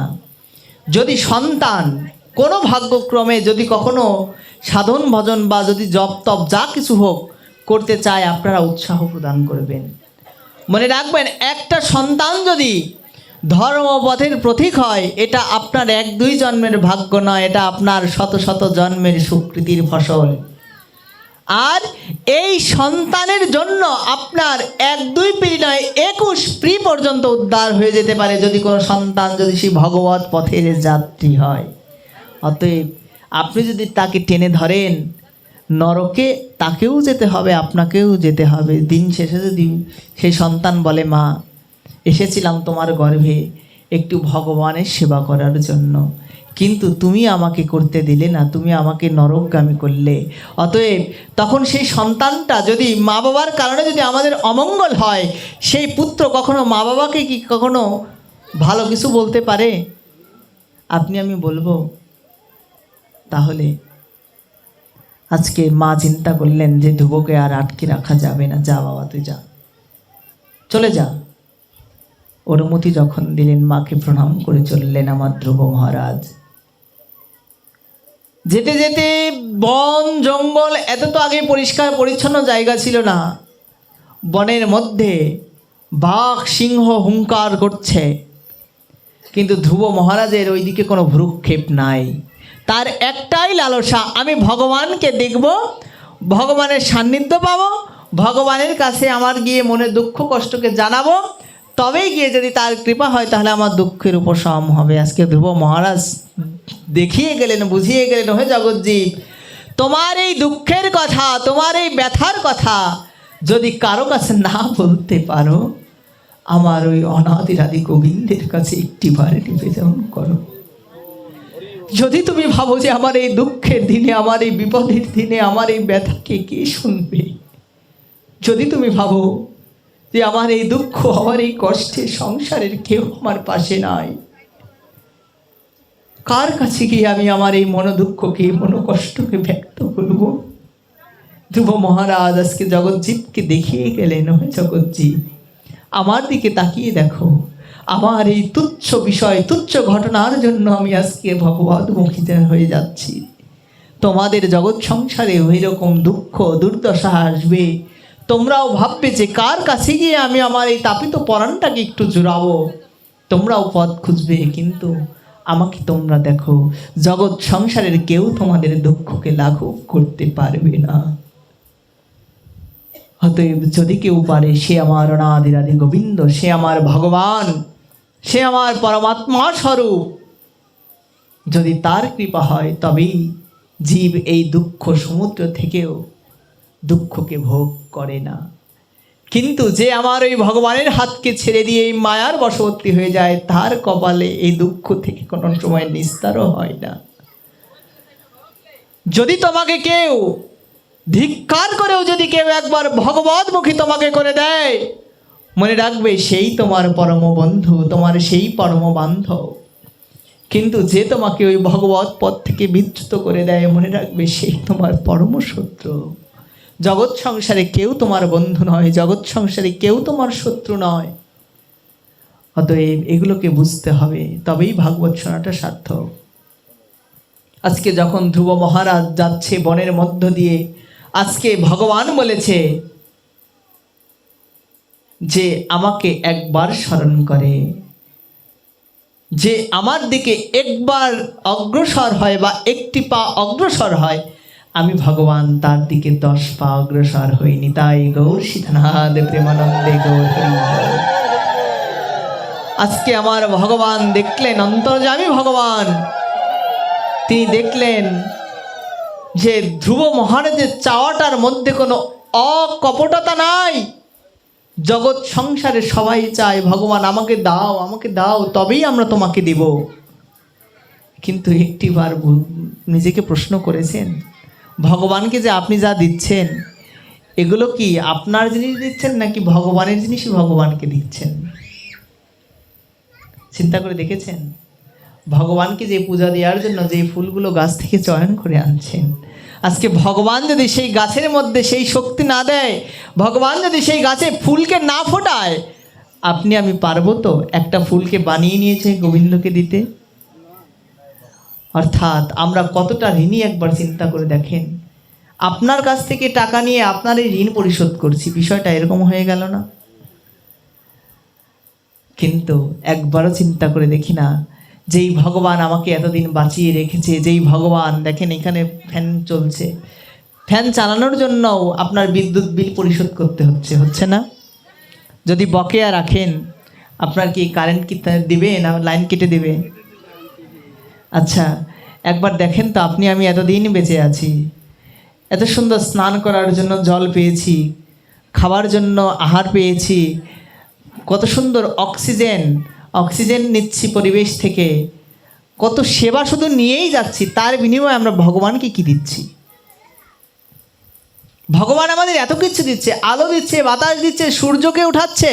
দেখো, প্রতিদিন একই নিয়মে সূর্য উঠছে, প্রতিদিন অমাবস্যা পূর্ণিমা হচ্ছে, প্রতিদিন আমাদের সমস্ত তিথিগুলো আসছে। সবাই যার যার ভগবান কত সুন্দর আপনাকে আমাকে বেঁচে থাকার জন্য কত কিছু দিচ্ছে, কিন্তু তার বিনিময়ে আপনি ভগবানকে কি দিচ্ছেন?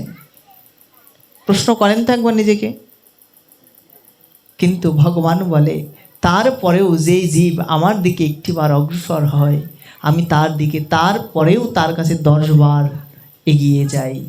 আজকে ধ্রুব মহারাজ যখন এইভাবে হেঁটে যাচ্ছে, ভগবান দেখলেন, দেখো, আসলে যদি আমাকে পেতে হয় তাহলে আগে গুরু কৃপার প্রয়োজন আছে। এর জন্য শাস্ত্র বললেন, গুরুকে কখনো মনুষ্য জ্ঞান করিতে নাই। আর ধ্রুব মহারাজকে রক্ষা করার জন্য ধ্রুব মহারাজকে পরীক্ষা দিতে হবে। জগৎ সংসারে পরীক্ষা ব্যতীত কখনো উত্তীর্ণ হতে পারে না। ভেবে দেখেছেন? জগৎ সংসারে আমরা একটুতেই অধৈর্য হয়ে যাই। ভগবান আমার কপালে এই লিখে রাখলে, হই না মা? কিন্তু ভগবানের কথাটা কি শুনেছেন আপনি? যে করে আমার আশ করি তার সর্বনাশ, যদিও সে না সারে পাশ, হই তার দাসেরও দাস। আমাদের যে দাস থাকবে, এদেরও দাসেরও দাস গোবিন্দ হবে, যদি তার সঙ্গকে না ছাড়া যায়। তো আজকে দেখেন, তাকে পরীক্ষা করার জন্য দেবর্ষি নারদকে তিনি প্রেরণ করলেন। যাও যাও নারদ। কোথায়? দেখো, একটা সরল বালক আমাকে পাওয়ার জন্য এত উৎকণ্ঠায় ধাবিত হচ্ছে। কোথায় তার মা, কোথায় তার বাবা, কোথায় তার রাজসুখ, এগুলো তার আর এখন কোনো মাথার মধ্যে কাজ করছে না। এমনকি বাবার কোলে যে বসবে, সেই ইচ্ছাটাও এখন আর তার মাথার মধ্যে নাই। তার একটাই উদ্দেশ্য, আমি কখন ভগবানের দর্শন করব, তার কাছে গিয়ে আমার মনোদুঃখকে আমি নিবেদন করব। বলছে, এইভাবেও যদি আমরা ভগবানকে স্মরণ করি, তাকে ভালো নাই আসতে পারি, অন্তত পক্ষে নিজের বিপদ, আসন্ন বিপদকেও অবলোকন করেও যদি সেই মুহূর্তেও যদি ভগবানকে অজস্র নয়ন ধারায় যদি আপনারা স্মরণ করেন, ভগবান আপনাদের কৃপা করবেই করবে, বিশ্বাস রাখেন। ভগবানকে যদি আপনি বিপদে পড়েও যদি স্মরণ করেন, ভগবান এতটা দয়ালু, ভগবান এতটা কৃপালু, হয়তোবা আমার যখন স্বার্থর সময় আপনাকে যদি আমি স্মরণ না করি, আপনি আমার বিপদের সময় বলবেন যে যখন স্বার্থে ছিল তখন আমাকে ডেকেছে, আমাকে এখন স্বার্থ ফুরিয়েছে, আমাকে ডাকে নাই, আমি ওর কাছে যাব না। আপনি আমি হলে তাই বলবো। কিন্তু ভগবান কখনো অকৃতজ্ঞ নয়, ভগবান কখনো বেঈমান নয়।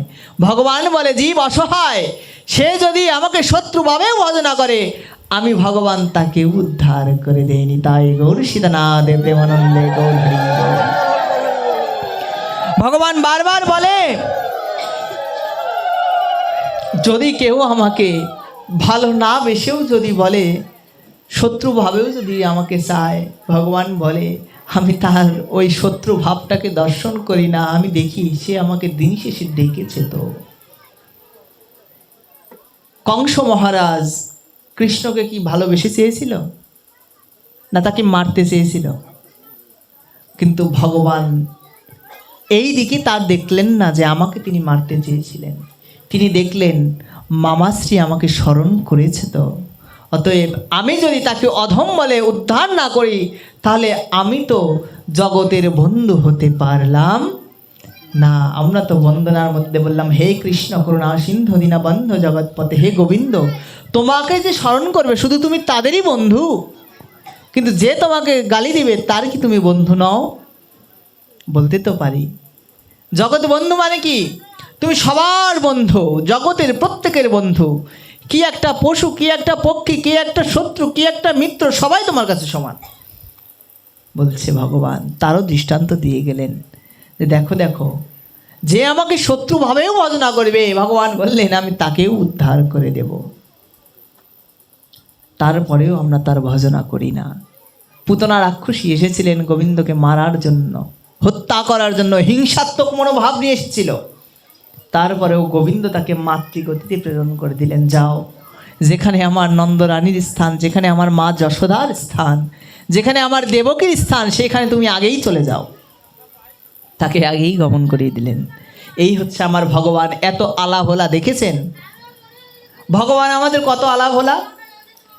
গীতার মধ্যে তিনি বললেন, অন্তকাল চ মামে বা শরণ মুক্ত্বা কলেবরম ইয়া প্রয়াতি সমদ্ভাবম ইয়াতি নাস্তি অত্র সংশয়। হে অর্জুন, যিনি অন্তিম সময়ে আমার ভজনা করবে, যিনি অন্তিম সময়ে আমাকে একবার স্মরণ করবে, মনন করবে, যাজন করবে, বলছে আমি ভগবান তার সারা জীবনকে দর্শন করি না।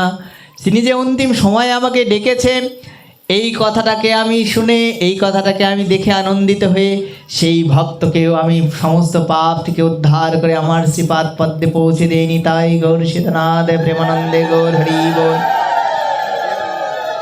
সে অন্তিম সময়ে যদি আমাকে স্মরণ করে, আমি ভগবান তাকে নিজে হাতে পার করে দিই, তার আর পারের চিন্তা করতে হয় না। এর জন্য ভগবান যদি মৃত্যু সময় এতটা বন্ধ হতে পারে, জীবন থাকতে থাকতে কেন আমরা তার শরণ গ্রহণ করি না? কেন আমরা তাকে ভালোবাসি না? তাকে ভালোবাসতে তো টাকা পয়সা অর্থ সম্পদ লাগে না, লাগে কি? তাকে ভালোবাসতে লাগে শুধু একটু মনের ইচ্ছা, একটু প্রেম, একটু ভক্তি। ভগবান আপনার আমার কাছে অন্য কোনো বস্তুর কামনা করে না।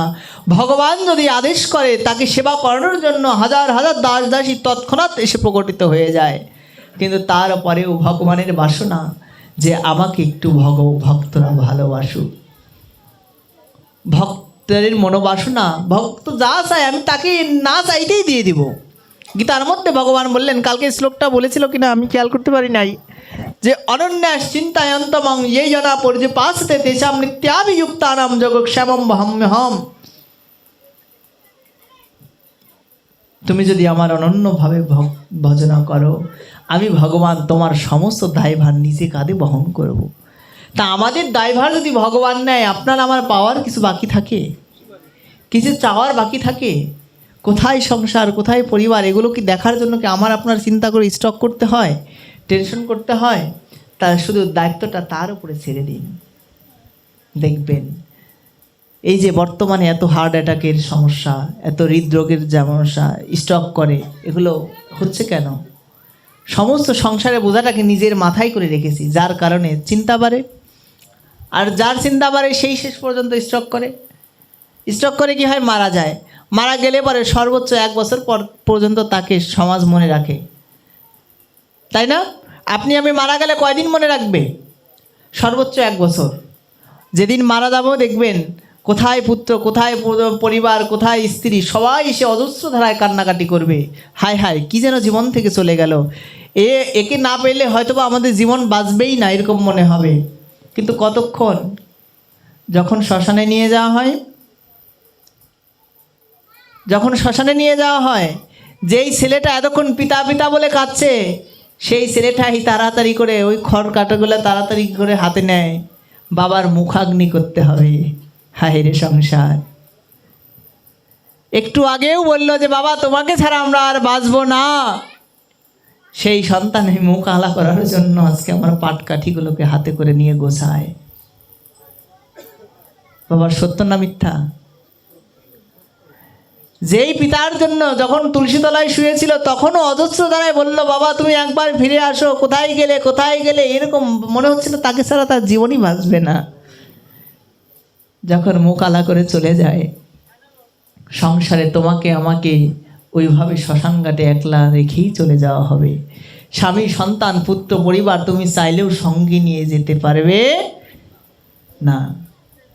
যখন তুমি চলে যাবে, তোমাকে একলা ফেলে দিয়ে সর্বোচ্চ শ্রাদ্ধ শান্তি পর্যন্ত ছেলের মনে একটা ব্যথা থাকবে। তারপরে কোথা থেকে বুঝ চলে আসবে, যার জন্য এত কান্নাকাটি করছি তাকে আর জীবনেও ফিরে পাবো না, অতএব তার জন্য আমার জীবনটা কেন আমি নষ্ট করছি। সর্বোচ্চ 1 বছর, তারপরে বাবার জন্য 2 ফোঁটা চোখের জলও আর আসবে না। তার জন্য, আপনার আমার জন্য চোখে 2 ফোঁটা জলও তার আসবে না।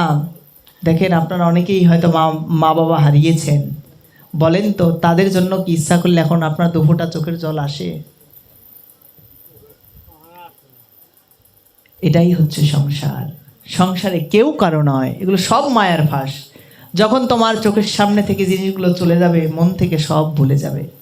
অতএব যদি কাঁদতেই হয়, তাহলে সেই অনাদিরাদি গোবিন্দর জন্য কাঁদো, যেই রূপে আমাদের ধ্রুব মহারাজ কাঁদতে কাঁদতে বনের মধ্যে চলে গেলেন। আমার ভগবান চিন্তা করে দেখলেন, একে আর কোনোভাবেই ফিরিয়ে রাখা যাচ্ছে না, কিন্তু এ কতটুকু উপযুক্ত, যদি পরীক্ষা ব্যতীত যদি একে আমি ফল দিয়ে দিই, জগৎ সংসার ভগবানের নামে নিন্দা রটাবে, কুচ্ছা রটাবে, যে তুমি কাউকে না চাইতেই দিয়ে দিয়েছো, আবার কেউ চাইছে তাকে তুমি দিচ্ছ না, তাহলে এটা পার্সিয়ালিটি হয়ে যায় না? এটা ভগবান কখনো করে না। পাঠালেন নারদ মহারাজকে। নারদ এসে বলছে, ধ্রুব বাবা তুমি কোথায় যাচ্ছ? শোনো শোনো, পিছ থেকে ডাকছে, শোনো। বলছে, কে আপনি? বলছে, আমি আর অন্য কেউ নয়, আমি এক সাধু, আমি এক সন্ত। কোথায় যাচ্ছ তুমি? বলছে, আমি শ্রীহরির দর্শনে যাচ্ছি, আপনি আমাকে পিছন থেকে ডাকবেন না, কেননা শুনেছি পিছু ডাক ভালো না। যদি আপনি পিছুতে ডাকেন তাহলে আমার গোবিন্দ দর্শনে আমার দেরি হয়ে যাবে, আপনার সঙ্গে আমি আর কথা বলতে পারছি না, আপনি চলে যান। বলছে, শোনো, তুমি যেই বনের মধ্যে যাচ্ছ, এখানে গভীর অরণ্য, এখানে কেউ তুমি তো রাজার ছেলে, তোমার সঙ্গে কোনো সৈন্য আসেনি, তোমার সঙ্গে কোনো পাইক পেয়াদা আসে নাই, তুমি এই কঠোর মাটিতে হাঁটতে পারবে না, তোমার পায়ে ফোসকা পড়ে যাবে, বন থেকে পশু বেরিয়ে তোমাকে ছিঁড়ে খাবে, তুমি দাঁড়িয়ে যাও বাবা। শোনো, তুমি ভগবানকে পেতে চাও তো? যেই বলেছে ভগবানকে পেতে চাও, ধ্রুব মহারাজ দাঁড়িয়ে গেলেন। বলছেন, হ্যাঁ আমি অবশ্যই ভগবানকে পেতে চাই। বলছে, ভগবানকে তুমি সংসারে থেকেও পেতে পারো, যাও যাও, বাড়ি ফিরে যাও, মায়ের কাছে থাকো, মায়ের সঙ্গে ভগবানকে ডাকো, দেখবে ভগবান তোমাকে সেখান থেকেও কৃপা করবে, চলে যাও। কেননা সব কিছুর একটা বয়স আছে, তোমার তো এখনও সেই বয়স হয়নি, বোঝার মতো শক্তি হয়নি, সাধনা করার জন্য, তপস্যা করার জন্য একটা শরীর উপযুক্ততা প্রয়োজন আছে, তোমার হয়নি, তুমি চলে যাও। বলছে, আপনি কি আদৌ কি সাধু? প্রশ্নটা মন দিয়ে শুনবেন। বলছে, আপনি কি আদৌ সাধু? নারদ মুনি স্তম্ভিত হয়ে গেলেন, এতটুকু বাচ্চা এইরকম কথা কেন বাবা? বলছে, শুনেছি, মায়ের কাছে গল্প শুনেছি, সাধুগুরু বৈষ্ণবরা জীবকে ভজনমুখী করে, তারা ভগবানের কাছে কিভাবে তাড়াতাড়ি পৌঁছানো যায় সেই পথ দেখায়, আর আপনি আমাকে কিভাবে আমি তার কাছ থেকে দূরে চলে যাব সেই পথ দেখাচ্ছেন। তাহলে আপনি কোনো সাধু নয়, আপনি হচ্ছে সাধু এসে পাখণ্ডী ভণ্ড সাধু। ধ্রুব মহারাজ এখানেও আমাদের একটা শিক্ষা দিলেন, জগতে যতই বেশভূষা থাকুক না কেন, যতই আমরা মালা তিলককে ধারণ করি না কেন, এগুলো আমাদের বহিরের আবরণ। যদি আমাদের জীবের জন্য পরাণ না কাঁদে, যদি আমাদের জীবের দুর্দশায় যদি মন যদি বিগলিত না হয়, আমরা সাধু হতে পারি নাই। শুনে রাখেন, খাতা কলমে লিখে রাখেন। হইতে পারে আমি মঠ মন্দিরের প্রতিষ্ঠাতা, মঠ মন্দিরের বিশাল বিশাল পদে আছি, কিন্তু আমার মন যদি জীবের জন্য না কাঁদে, জীবের অসহায় দুর্দশা দেখে যদি আমার মন যদি বিগলিত না হয়, বাবা বহিরঙ্গে সাধু সাজাটা খুব সহজ, ভিতর থেকে সাধু হওয়াটা এত সহজ নয়। কথা যখন বললেন, সাধুর কর্তব্য হচ্ছে জীবকে ভগবানের চরণ প্রান্তে পৌঁছে দেয়া। আমার নিত্যানন্দ প্রভুকে দেখেন তো, জগায় মাথায় মেরে তার কপাল দিয়ে, যিনি সংকর্ষণ ভগবানের অবতার, যিনি ত্রেতা যুগের লক্ষণ দাপরের বলরাম, তাকে মেরে কপাল ফাটিয়ে দিলেন, দর করে রক্ত ঝরে ঝরে পড়ছে। আমার চৈতন্য মহাপ্রভু হুঙ্কার ছেড়ে বললেন, কে আমার শ্রীপাদ ভক্তকে আক্রমণ করলো, তার এত বড় দুঃসাহস কোথা থেকে হলো যে আমার শ্রীপাদকে তিনি আঘাত করলো? মনে রাখবেন, ভগবানকে যদি গালি দেয়, খুব সুন্দর একটা শিক্ষা শুনে রাখেন, ভগবানকে বললাম শত্রুভাবে ভজনা করলেও ভগবান সন্তুষ্ট হয়, কিন্তু কেউ যদি ভক্তের শত্রু হয়, কেউ যদি ভক্তের সঙ্গে কপটতা করে, কেউ যদি ভক্তকে দুঃখ দেয়, ভগবান তাকে জন্ম জন্মান্তর ধরেও কৃপা করবে না। এই জন্য সাধু সাবধান, আমার কথার দ্বারা যেন কোনো ভক্ত যাতে কষ্ট না পায়, আগে এইটাকে নিজের জীবনে ধারণ করেন। ভগবানকে পাওয়া অনেক ঊর্ধ্বের বিষয়। তো আজকে যখন দেখেন নিত্যানন্দ প্রভু তারপরে বলেছিলেন যে মেরেছিস কলসির কানা, তাই বলে কি প্রেম দেব না? আমার চৈতন্য মহাপ্রভু সুদর্শনকে টেনে নিয়ে আসলেন যে আমি এখনই জগাই মাধাইকে শেষ করে দেব, নাশ করে দেব। আমার দাদা নিত্যানন্দ চরণে পড়ে কাঁদতে লেগেছিলেন, ভগবান তুমি মনে করে দেখো তোমার শর্ত, তুমি বলেছিলে যে আমি এই কলিযুগে অস্ত্র ধারণ করব না। ভগবান তখন বললেন, আমার ভক্তকে যদি কেউ আঘাত করে, আমি ভগবান সেই মুহূর্তে আমার প্রতিজ্ঞাকে ভুলে গিয়ে আমার ভক্তকে আমি নিজে রক্ষা করি। অজস্র প্রমাণ আছে মহাভারতে। যদি আপনারা ভীষ্মকে দেখেন, তাকে হত্যা করার জন্য ভগবান শ্রীকৃষ্ণ প্রতিজ্ঞাকে ভঙ্গ করে রথের চাকাকে উঠিয়েছিলেন। যাই হোক, ইতিহাস অনেক, একদিকে গেলে অন্য দিক দিয়ে চলে যায়, মূল আলোচ্য বিষয় থেকে চলে যায়। তা এইখানে দেখেন বৈষ্ণবতার লক্ষণটা কি, সাধুগুরু বৈষ্ণবের কৃপাটা কেমন, যে আমাকে যদি কেউ আঘাতও করে, তারপরেও আমি তাকে কখনো অভিশাপ দিতে পারবো না, ভগবানকে প্রার্থনা করব। নিত্যানন্দ প্রার্থনা করেছিলেন যে প্রভু যদি এদের কৃপা করতে হয়, সুদর্শনদের মারলে এদের গতি এখনই হয়ে গেল, কিন্তু জগতে তো তোমার মহিমা প্রকাশ হবে না, জগতে তো তোমার প্রেম ধর্ম, জগতে তো তোমার সাধুর যেই সঙ্গ, জগতে যেই সাধুর যেই মাহাত্ম্য, এ কথা জগতে প্রচার হবে না। তাহলে কি হয়, আপনি আচরি ধর্ম জীবের শেখায়, আপনি না করিলে ধর্ম শেখানো না যায়। অতএব তুমি এদের কি কৃপা করো। আজকে আমার দাদা নিত্যানন্দ প্রভুর কৃপাতে আজকে জগাই মাধায় উদ্ধার হয়েছিলেন। এই জন্য গানের মধ্যে গায়, অক্রোধ পরমানন্দ নিত্যানন্দ রায়, অভিমান শূন্য নিতায় আমার নগরে বেড়ায়। এর জন্য যদি সাধুগুরু বৈষ্ণবের যদি একজন টিচার প্রয়োজন, যে কেমন আমাদের জীবনটা হওয়া উচিত বা কিভাবে আমাদের চলাফেরা উচিত, আমি বলবো নিত্যানন্দ প্রভুর আদর্শটাকে ধারণ করুন। তাকে শুধু আসলে তুলে রাখবেন না, তবে গিয়ে আপনি প্রকৃত বৈষ্ণব হতে পারবেন, তবে গিয়ে আপনি গৌরীয় ধারায় আসতে পারবেন, তবে গিয়ে আপনার মহাপ্রভুর কৃপাকে জীবনে ধারণ করতে পারবেন। তা না হলে অনেক দেরি হয়ে যাবে। তো যাই হোক, এখানে ধ্রুব মহারাজ যখন বললেন যে তুমি কপট সাধু, নারদ মুনি আর স্থির থাকতে পারলেন না। কেন? যারা প্রকৃত সাধু তারা কখনো নিন্দা সহ্য করতে পারে না। বললেন যে বাবা, আমার তো আর কোনো কিছু বলার বাদ রাখল না। তখন কি করলো? বলে যে তুমি যদি এবার ভগবানকে পেতে চাও, তাহলে ভগবানকে তো এইভাবে পাওয়া যায় না। শোনো শোনো, ভগবানকে পেতে গেলে সাধনের প্রয়োজন, ভজনের প্রয়োজন, তপের প্রয়োজন। বললেন তাকে পাওয়ার জন্য যা কিছু করার আমি সব কিছু করব। নারদ মুনি তার দৃঢ় প্রতিজ্ঞা দেখে বুঝতে পারলেন একদম সাদা পাতা। কেননা যারা আমরা এই যে বড় হয়েছি, বয়স্ক যারা হয়েছি, এদের মধ্যে কপটতা আছে, অবিশ্বাস আছে, আছে না? যে ভগবানকে ডাকবো, ভগবান শুনবে কি শুনবে না তাও তো জানি না, ভগবান শুনে নাকি শুনে না, ভগবান খায় কি খায় না, এগুলো দেখেন প্রতিদিন হয়তো বা ওই যে ঠাকুরের সামনে প্রসাদ দেওয়ার সময় আমাদের মনেই জায়গা যায়, ধরু এত তো প্রতিদিন তো ভোগ দেই, ভগবান কি আদৌ খায়?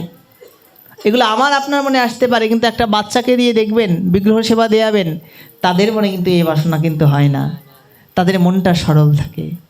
সাধন ভজন করতে হলে আগে বাচ্চা সুলভ আচরণটাকে শিখতে হয়। তখন যখন দেখলেন যে ধ্রুব মহারাজ আমার আর সব দিকেই পরিপূর্ণ, তখন তাকে আর কৃপা করতে বাদ রাখলেন না। বললেন শোনো, তুমি তাহলে আমার কাছে আসো। বললেন যে তুমি কোন ভগবানকে পেতে চাও? ধ্রুব মহারাজ বলছেন যে কেন, ভগবানও কি অনেক আছে? মা একটা কথা বলেন তো, ভগবান আমাদের একজন না অনেক আছে?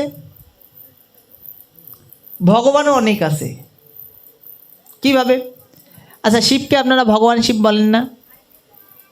আচ্ছা একটু উত্তর দেন, বলেন কি না ভগবান শিব বলেন? আচ্ছা, ভগবান শ্রীকৃষ্ণকে ভগবান শ্রীকৃষ্ণ বলেন? আচ্ছা, নারায়ণকে ভগবান বলেন? তাহলে কে বলে যে ভগবান একজন? কত ধরনের ভগবান হয়ে গেছে না? কিন্তু গুণের তারতম্যের কারণে আমরা এক একজনকে বিভাজন করি। মূলত সেই নিরাকার বস্তু বা সেই ব্রহ্মসত্তা সব এক, এদের মধ্যে কোনো বিভেদ নাই। কিন্তু লীলা হেতু, গুণ হেতু ভক্তরা যেভাবে তাকে কামনা করেছে, যার যাকে ভালো লেগেছে, ভগবান তার সামনে সেইভাবে প্রকটিত হয়েছে। আজকে দেখেন, যখন এই কথা বললেন ধ্রুব মহারাজ, যে তাহলে শোনো, তোমাদের সব ভগবানের গোড়া তো একজন আছে, সবার গোড়া তো একজন আছে। তা বলছেন হ্যাঁ তাও আছে। বলছে সে গোড়াকে? বলছে সমস্ত পূজার আগে যাকে পূজা করা হয় সেই হচ্ছে সমস্ত দেবের গোড়া। কথাটা বোঝা গেল? সমস্ত দেবতার পূজার আগে যাকে স্মরণ করা হয়, তাহলে বলছে কে? সে আর অন্য কেউ নয়, সে হচ্ছে আমাদের দেব নারায়ণ বা বিষ্ণু ভগবান। এখানে বসেই কি বললাম? আসমন করার জন্য নমশ্রী বিষ্ণু, নমশ্রী বিষ্ণু, নমশ্রী বিষ্ণু। তারপরে স্মরণ করলাম নমো অপবিত্র পবিত্র বা সর্বাবস্থাম কত হবিবা ইয়ৎ স্মরেত পুণ্ডরীকাক্ষম সবাহ্য অভ্যন্তর শুচিহি। তাই না? আগে বিষ্ণুকে স্মরণ করলাম, ব্যাসপীঠে বসেও আগে বিষ্ণুকে আমরা স্মরণ করি শুদ্ধ হওয়ার জন্য। তা বললেন সমস্ত গোড়ার তিনি আছেন। বলেন ঠিক আছে, যদি জল দিতেই হয়, ডালে পালায় আমরা আর জল দিতে যাব না, গাছের গোড়াতেই জল দিব, যাতে গাছের গোড়ায় জল দিলে ডালপালাগুলো অটোমেটিক প্রশান্ত হয়ে যায়। তা বললেন তাহলে আমি সেই বিষ্ণুর আরাধনা করতে চাই। বললেন শোনো, তাহলে এইভাবে যাওয়া যাবে না, তাহলে বিষ্ণুকে ধ্যান করতে হবে, স্মরণ করতে হবে, চিন্তা করতে হবে। কি করো? তুমি আমার কাছে এসো, আমি তোমাকে দীক্ষিত করি, আমি তোমাকে মন্ত্র রূপে। দেখেন গুরুদেব মন্ত্র দিয়ে যায়, কেন দেয়? এইখানেও বোঝার আছে।